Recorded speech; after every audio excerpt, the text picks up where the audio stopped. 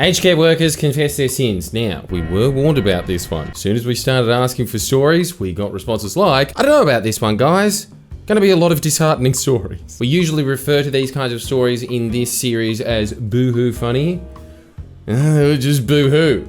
And there was a lot of poo-poo as well. Way more than usual, even more for the plumbers. So, we had to disqualify all of those, which I'm told was what, 95% of them? Let's see what was left. Once again, these are aged care workers in our community that have decided to share with us some of their stories. So let's all find out together, as I don't read these in advance either. Personal care workers will hide their favourite shower chair so that no other personal care worker can get to it first in the mornings. Well, I mean, it definitely qualifies as a sin, but originally that was supposed to be ironic. I think that actually was the first actual sin, confess your sin. So well done. Hope that you feel atoned for that. I'm not giving you any Hail Marys for that. I think you're a bad person. I didn't know that song, The Old Guy with His Pants Down on The Simpsons Sings, is actually a real song. Oh, you didn't? Well, I don't know how I did it. I think I'm just old. If you sing it around certain residents, they all join in! Of course they would! And now, the crazy old man singers. Old gray mare, she ain't what she used to be. Very amusing. Yes, it is. And that, my friends, is an example of boo-hoo funny, because, let's be honest, that is a form of mild elderly abuse. But I'm laughing. A dementia client that used to be a night nurse. Oh my god. Who aged care workers the aged care workers? It'll happen to you. Walked into a room and pronounced another client dead. Covered her with a sheet and walked out. Damn, she's rusty in the game, huh? Forgot about checking the vitals, seeing if they're breathing. I think that when you put the cover over her head, she probably said, hey, I was watching that. We uncovered the client immediately and she had a horrified look on her face as if she believed it.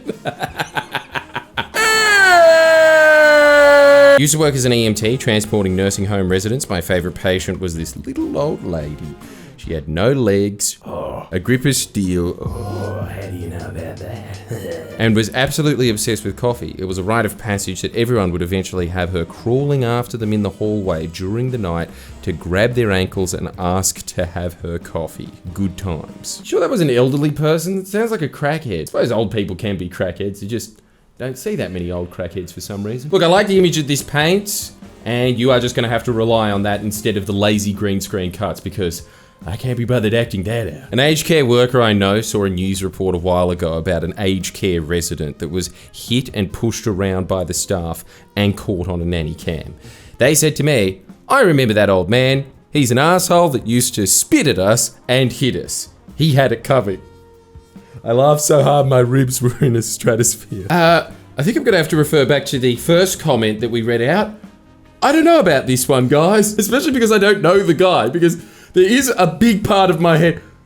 What if he's a cunt? I was having drinks with some of the other care workers and they all had theories on who they thought was gonna die next. Damn. Isn't that the plot to Deadpool? And also, oldies always want to go to the casino when the casino's right here. Also, I would assure everyone I was helping shower that they had nothing I hadn't seen before. I was lying through my teeth. How have you not seen an old cock? As if you haven't walked in on your dad once in the shower. Come on. Mr. Mandrill is... Oh, it's even floppier when you're older. Who'd have guessed? Also, my darkest shame was that one time I ate a bowl of my client's cornflakes. Why did you do that? Come on, you have access to the kitchen. You're the guy with the keys. While she was in the shower, I washed up, then made her a fresh bowl, but the shame always stays with me. What? That was the worst thing that you did in aged care. You made her a fresh bowl of cornflakes. Come on, where's the falling over in the shower and... Oh, hang on, Margaret, let me have you... Wait, sorry, that's my shit. Don't see you now. Seems like a lot of dark stuff here. Oh, I could only imagine.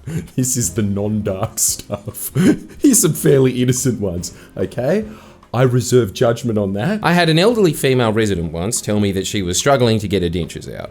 I was new and saw her pulling on them to no avail, so I donned my gloves and dived in to help. After yanking on them for a while, thinking they were just slippery, I realized that she only had a partial denture that was already out, and I was pulling on her real teeth and gums. We all had a good laugh. I should also note that I failed dental school. Carers will often lie to elderly residents for dementia, for their own sake, and, you know, to get in their will. But in doing so, might add in some humour for themselves too.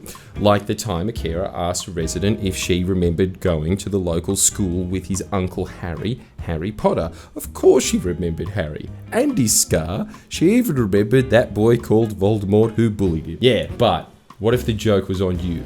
What if you were caring after Hermione and she had dementia so she just forgot all her spells? Hermione. Yeah, that's what I said. Hermione. Yeah. Hermione. Oh yeah, that old debate. Nah, it's always Hermione to me. I'm not changing for her.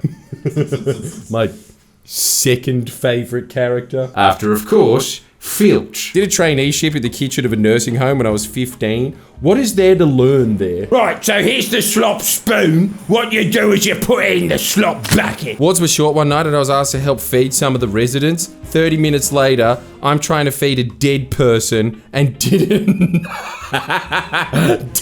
know it. Open wide. Oh, shy are you? That's okay, I'll just learn from the previous comment and get in the dentist. How did you not know she was dead? Really does look like there is quite a lot to learn in a nursing home kitchen. Got a good one. I worked part-time at an assisted living place when I was 18. We had this one guy named Jim. Jim was known as being the greeter. Whenever anyone moved in, Jim would show them around and remind them of activities. He seemed like a good guy until one day I went into one of the apartments to grab the residents' laundry only to see Jim getting it on with an 80-something-year-old lady who he was greeting. Yeah, I heard about oldies getting it on heaps. It fills me simultaneously with hope and horror about the future. It was then I learned that old people are freaks. What is the deal with that? Does anyone know the answer? I'm very curious to find out. It's this weird uncanny valley where it's like you're 15, horny as, and then 55 after that. And then in between the whole time of that, how do I afford a house? To fuck him. Jim sadly had a stroke and died a couple of years later. Oh, we can only imagine how. He was found in a woman's apartment after another greeting. Yeah, that's my boy. Go, Jim. R.I.P. Jim, you were a player of more than just bingo. Holy hell, what a strike rate. Imagine if Jim was on that same success trajectory for the last 8 decades of his life. How many oldies must he have ramped up? Sorry, I'm remembering so many stories. I was told that one place I worked at was haunted. Well, if anywhere's gonna be haunted. I wanna watch the chat. So many times an old person would be talking about seeing a little boy and they die not long after. Look, I mean, coincidentally, you'd have to say that the people that didn't see the little boy also died soon after. What is it about this place? You knew that if someone spoke about a little boy in their room, they were going to die very soon. What, so what, the Grim Reaper is 2 little boys stacked on each other under that robe, is it? There was supposedly an old matron named Daisy haunting the reception area as well. Why is that tacked on at the end? Oh, don't worry about her though, she's just working there part-time. Also, I'm not sure if she's dead. I was looking after my grandfather when I was still a teenager, around 2015. Fuck, now you're a grandfather, right? And he had these massive wireless headphones connected to his TV while he reclined in his ridiculously expensive leather chair. Holy shit, the entire Harvey Norman setup. And also, what a Twitch streamer. Hello.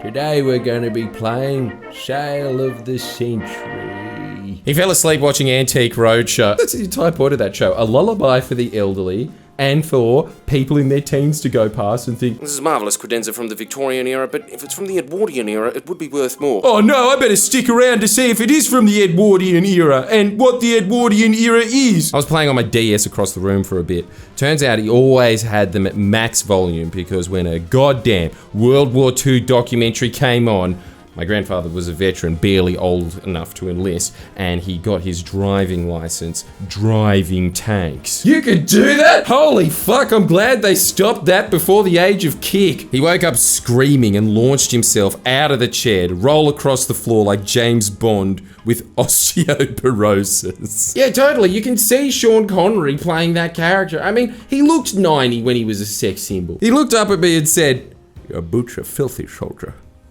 I was wearing trainers. How disorienting does it sound to be an old man for no reason, constantly? I'm in the most traumatic period of my life for no reason again. This is what it'll be for us. Filthy Frank became a musician. Still better than Gautier. I miss the guy.